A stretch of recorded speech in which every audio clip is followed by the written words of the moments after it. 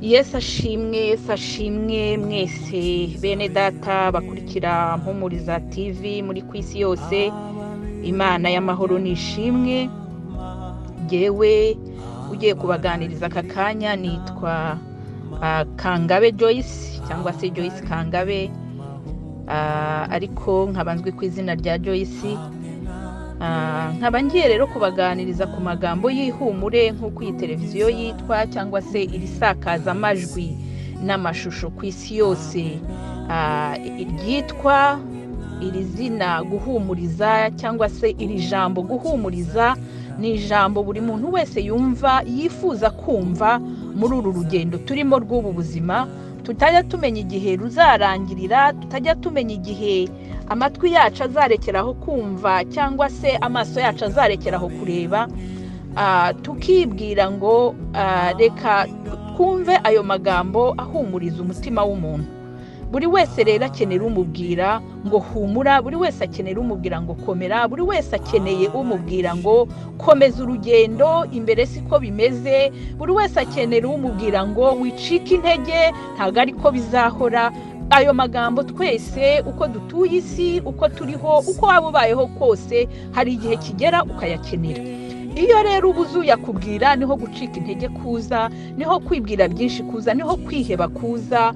Iyo ubuze uwo wakwegera noneho akakubwira ati komera humura, niho usanga ibindi bikuganiriza bikubwira byacitse bihari ari byinshi.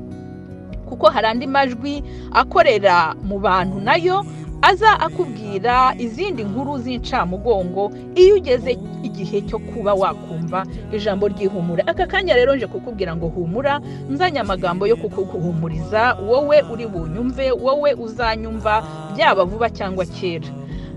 Ndagira ngo dusangire ijambo ry'Imana, kuko aka kanya nje kuganira n'abarwazi.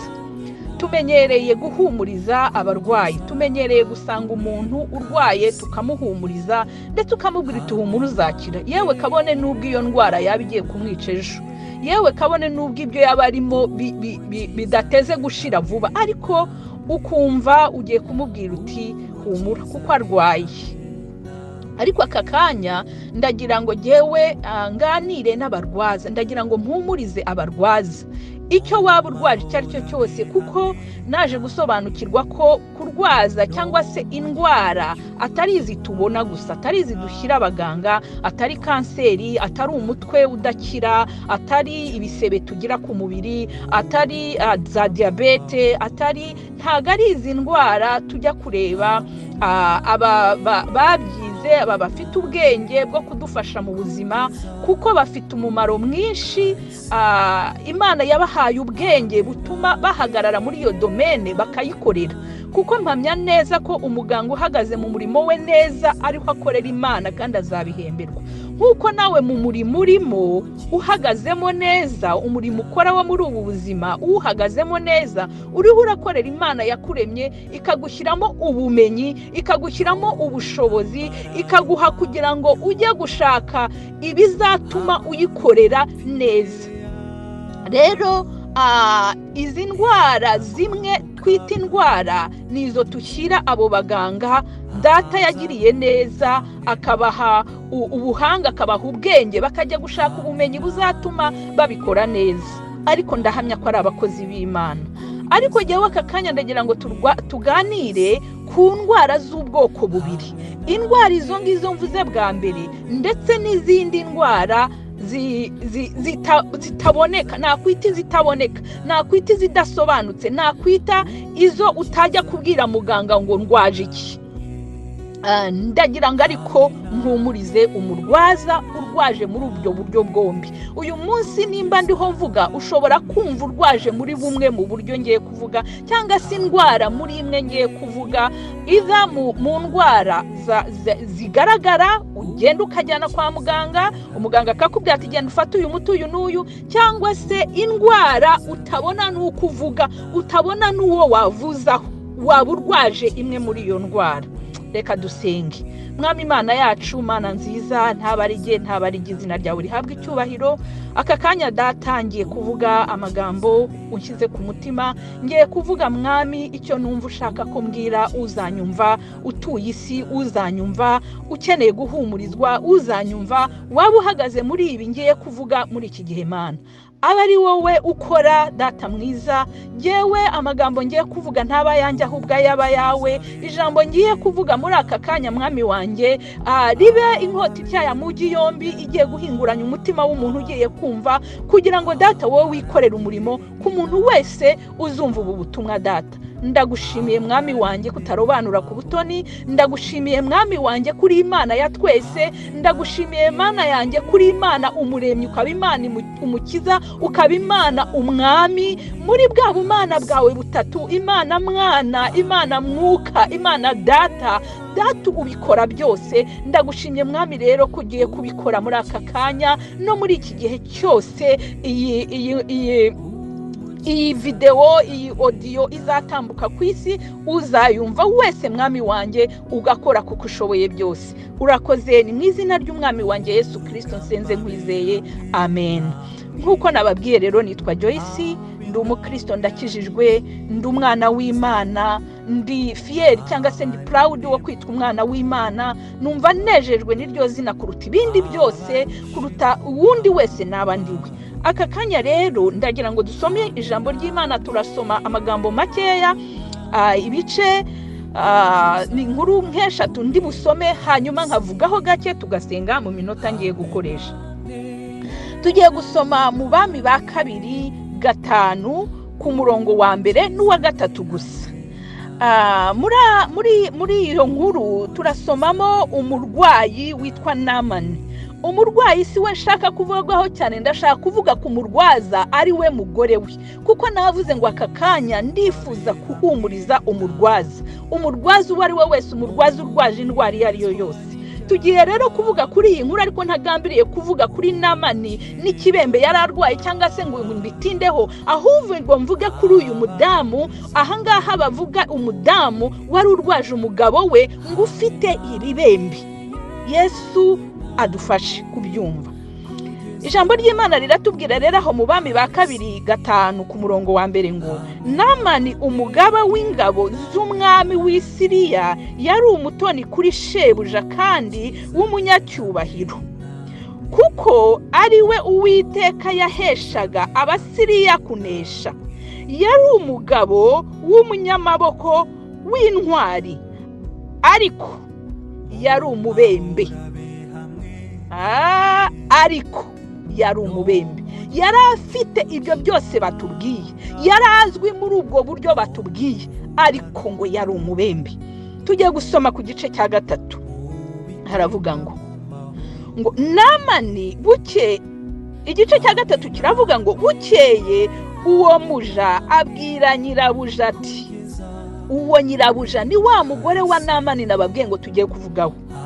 Bukeye, icyo gice cya 3, bukeye uwo muja abwira nyirabuja ati, icyampa databuja agasanga umuhanuzi w'i Samariya yamukiza ibibembe. Ndagasubiramo. Bukeye, uwo ni umurongo wa 3 uwo mu Bami ba kabiri 5 ku murongo wa 3 hakavuga, bukeye uwo muja abwira nyirabuja ati, icyampa databuja agasanga umuhanuzi w'i Samariya yamukiza ibibembe. Imana ishimwe cyane, Yesu ashimwe cyane. Tugiye gusimbuka dusome indi nkuru nshaka ko nayo tuvugaho y'ubundi burwayi cyangwa se y'umurwaza. Hanyuma nsome n'ikindi gice kimwe, noneho mvugire hamwe izo nkuru zose, hanyuma umwuka wera amfashe, kandi n'umuntu uzanyumva azamufasha kumusobanurira, kuko icyo nababwiye ngo ndagira ngo mpumurize umurwaza ahari wese, uzanyumva uwo ari we wese. Tugiye gusoma muri Samweli wa 2 mu gice cyaho cya 2 ku murongo wa 10 na kabiri. Samweli wa mbere kabiri ku murongo waho wa 12 haravuga ngo kandi bene Eli bari ibigoryi ntibari bazi Uwiteka. Nishaka ndagarukiraho, bene Eli bari ibigoryi ntibari bazi Uwiteka. Aba n'abana b'umugabo witwa Eli. Ijambo ry'Imana ritubwira ngo bari ibigoryi. Iyo usomye hepfo y'inkuru nibwo wumva ibyo bakoraga mu nzu y'Uwiteka, cyangwa se ibyo bakoraga mu maso y'abantu, mu maso y'Abisirayeli, mu maso y'abatuye isi, reka bari byo mbita mu maso y'umuryango bavutsemo na sosiyete barimo. Aricyo ijambo ry'Imana ritubwira ngo kandi bene Eli bari ibigoryi ntibari bazi Uwiteka. Uyu mugabo yararwaje. Aho abana b'umuntu bagera kwitwa ibigoryi ni ukuvuga ababyeyi, umubyeyi yararwaje. Bene data, ubu ni uburwayi. Ariko ngiye gusoma irindi jambo rimwe dusanga muri Matayo, hanyuma tugaruke kuri ibi bice byombi nsomye. Yesu nashimwe cyane. Tugiye gusoma muri Matayo, ni igice cya 11 ku murongo wa 28. Haravuga ngo mwese abarushye n'abaremerewe nimuze munsange ndabaruhura. Amen, haleluya, haleluya. Yesu ashimwe cyane. Dusomye inkuru ebyiri nshaka ko tuvugaho. Nari no kuvuga ku zindi nyinshi, nari gutanga izindi ngero nyinshi, ariko kubw'umwanya muto tuba tugira ngo dukoreshe ntabwo turi bubijyemo byose, ariko ndagira ngo tuvuge ku burwayi bw'abantu babiri cyangwa se ku barwaza babiri dusomye muri ibi bice. Tubonye umurwaza, umudamu nyir'urugo wari urwaje umugabo we, umuntu mukuru, umusirikare wubahwa, urwaye ibibembe. Tubonye uwo mudamu wari urwaje ibibembe. Yari indwara, bene data, yari indwara. Uyu munsi wowe urwaje iki? Yewe ndwaje iki? Ese indwara urwaje ijya kwa muganga? Ese indwara urwaje umaze igihe kirekire urwaje?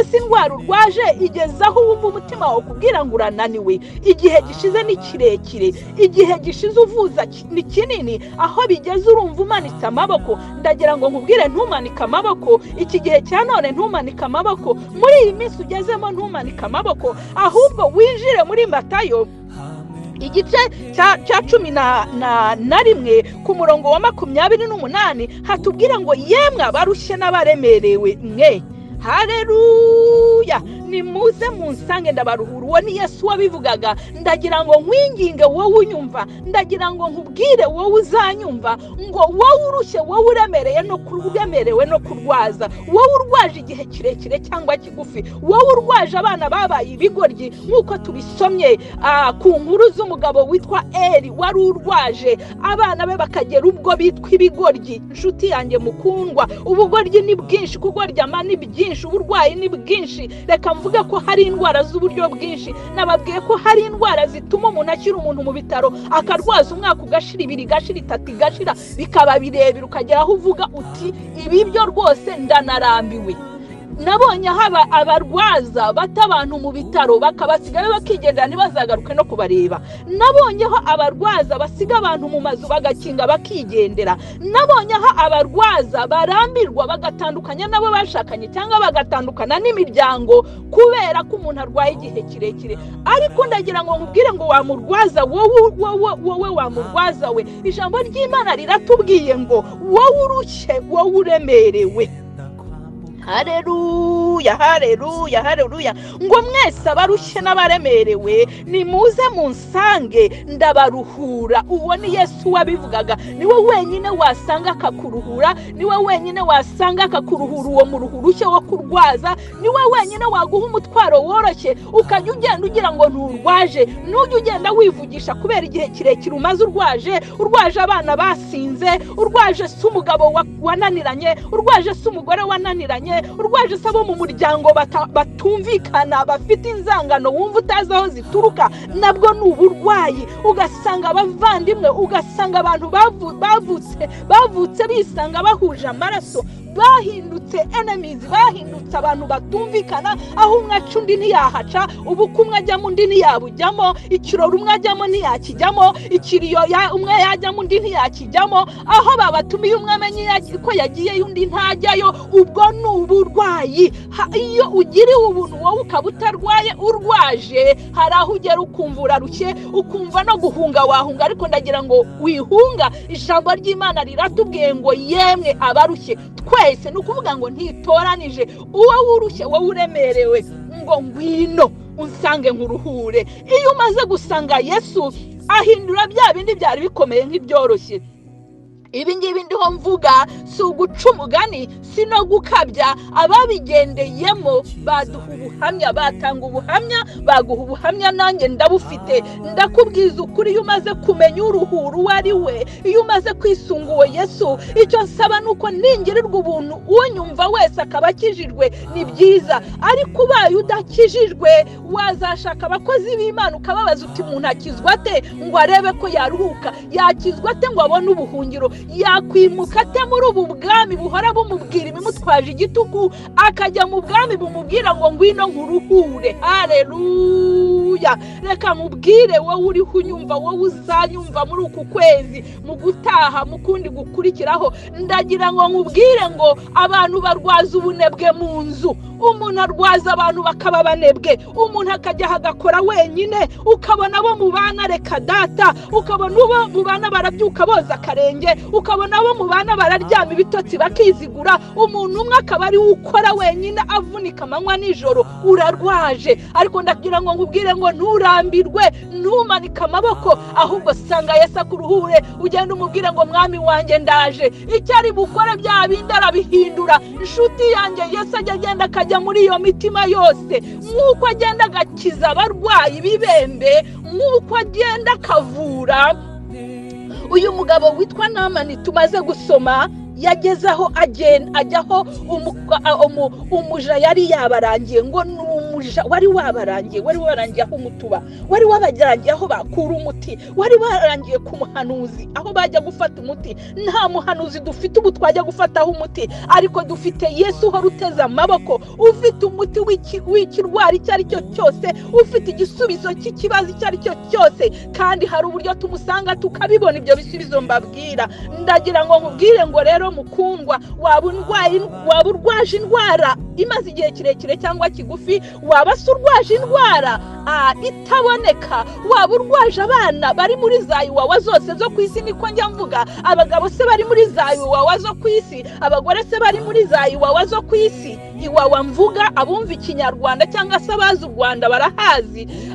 Ni ahantu bashyira abantu ngo babagorore, umuntu akajyayo ngo ajye kugororwa. Nibyo ko karagororwa, ariko mu bitekerezo muri we nadahunga hahandi hamuteye kugorama, azasubira muri sosiyete n'ubundi ahure nabyo, kuko tujya twumva abavayo bakagaruka bakongera kwisanga muri bya bindi bahozemo. Reka rero dusabe wa mwami mwiza, wa wundi uhindura agahindukiza completely, uwo ni ugorora bikagororoka. Ndagira ngo nkubwire ngo wowe urwaje humura, hari umwami ukubwira ngo yewe wowe urushye we. Ndagira ngo nkubwire ngo nimba urushye, bwira umwami wawe ngo Mana, ntabwo ndekuye, ntabwo mpunga, ntabwo ntorongera, ntabwo mbasiga, ntabwo ngiving up niko bavuga, ntabwo ndi bureke, mbese ntabwo ndi bucogore, ntabwo ngiye kurekera umwanzi ngo abigenze uko ashaka, ahubwo ngiye kuguma imbere yawe, kuko nzi ko nubwo mbona utinze, ariko urambwira ngo ninze, ngo yemwe abarushye n'abaremerewe mwe nimuze aho ndi. Haleluya. Ese nshuti yanjye, ese wowe unyumva, ese wowe uri hirya no hino ku isi, urwaje iki? Urwaje iki muri ibi bihe ufite? Urwaje ndwara ki?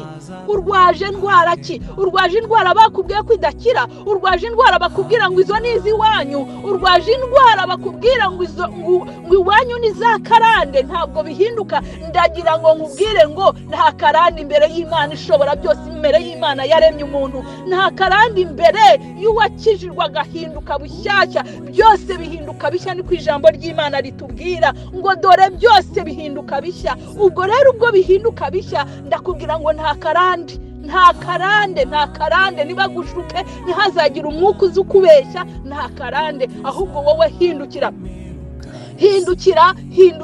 uvuga uti ndaje Mana, ndaje nje imbere yawe, kuko menya ko kuguhungiraho ari wowe wambwira ngo ndakuruhura. Niwe ukuruhura ukaruhuka burundu, niwe ukuruhura ntuzongere kuruha mu mutima, umubiri waruha, ibitekerezo bikaruha, ariko ukongera kuzuza izindi mbaraga nshyashya, kuko uwo nguwo muragendana, uwo ntahasigara, uwo ntumusiga mu nzu ngo ujye ku kazi, uwo ntumusiga ku kazi ngo usubire mu rugo.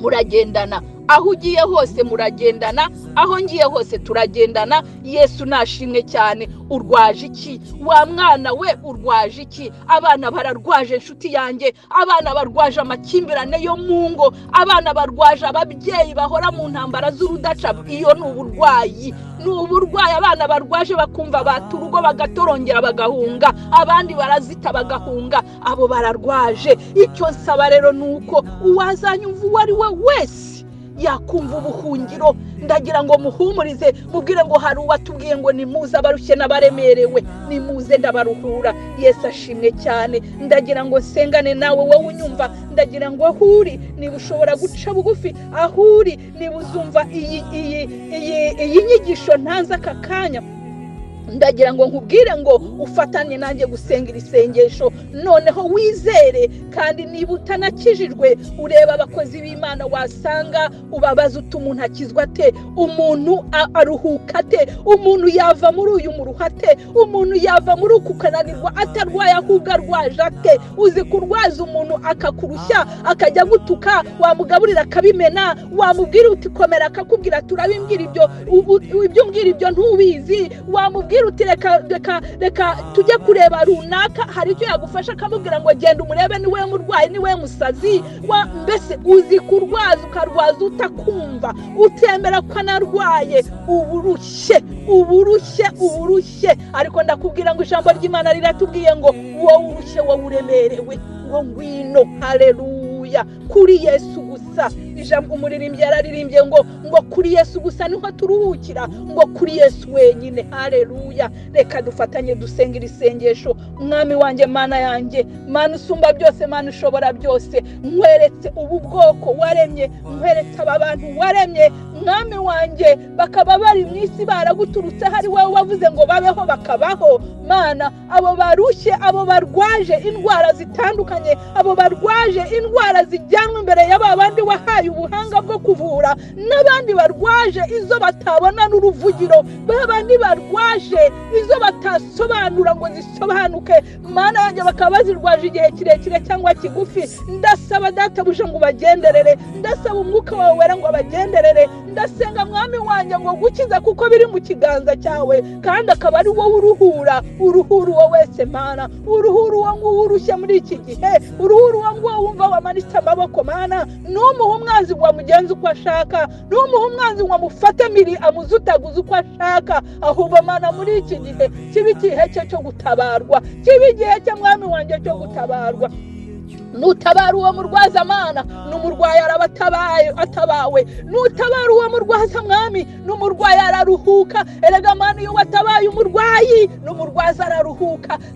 Tabara Mwami wanjye, tabara. Mana yanjye, ujye ukoresha, haleluya, ujye ukoresha amazi asa n'ayandi ariko agakiza. Mana, ujye ukoresha ijambo ryawe ryonyine umuntu agakira. Mana, ujye ukoresha umuti woroheje umuntu agakira. Mana yanjye, ujye ukoresha icyo umuntu yasuzuwe ngo kiriya ntacyo cyamara, ariko icyo ngicyo kigakiza. Data wo mu ijuru, ibyaremwe byose ni ibyawe Mana, ibyaremwe byose ni ibyawe. Nta na kimwe kiri muri iyi si kitaremwe nawe, nta na kimwe tubona n'icyo tutarabona kitaremwe nawe. Byose byaremwe nawe Mwami, kandi byose ubifiteho ubushobozi, wategeka byose bikakumvira. Ndasaba amahoro Mana, ndasaba kuruhuka kw'aba barwaza Papa. Ndakwinginze Mwami ngo urwarije mu bitaro umuruhure, urwarije mu rugo umuruhure, urwarije ahantu mu ishyamba umuruhure.